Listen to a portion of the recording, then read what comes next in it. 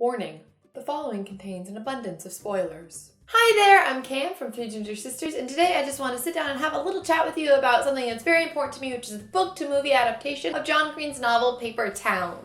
Paper Towns is my all-time favorite of John Green's novels. And so that, along with genuinely liking and believing in all of the actors and filmmakers involved in the movie, I went in with very high expectations. I went to the Night on the Towns event on Thursday night, which included an early screening of the movie along with a Q&A live stream afterwards. We just got to do the Paper Towns premiere, and I'm so excited. Look! Poster!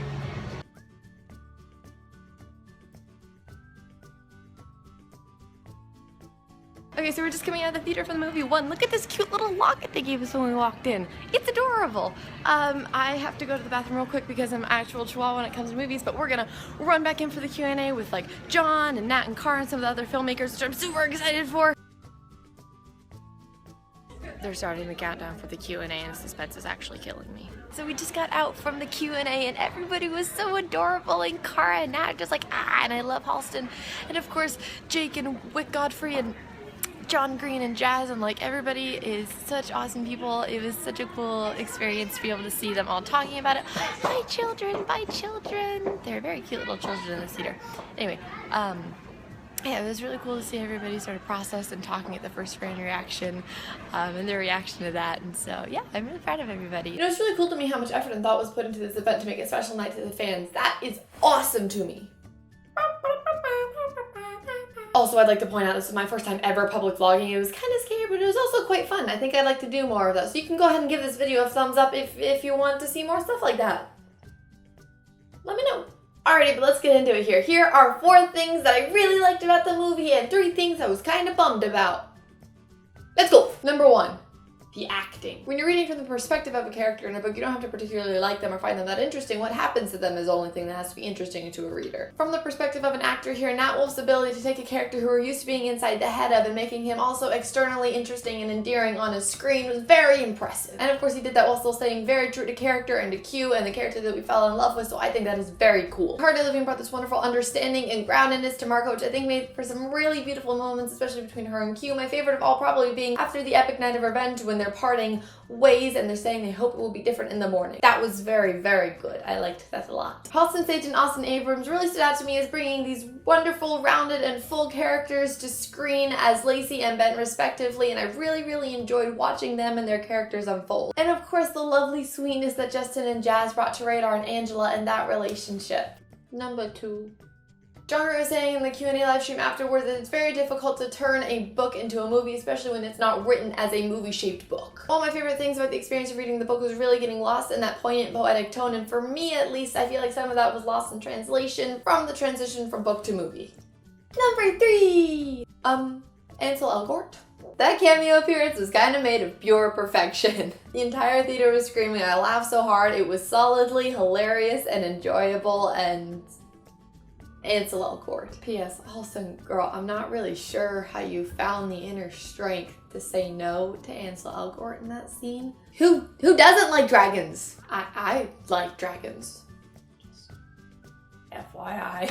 Number 4. Visually, I felt like the story sort of lent itself to a more cinematic look, so I do wish there was more done with that as far as the tone of the look of the film. But of course, there was exceptions to that. For example, the scene in Marco's room was gorgeous. Shout out to the set dressers for that one too, because I would please like that room.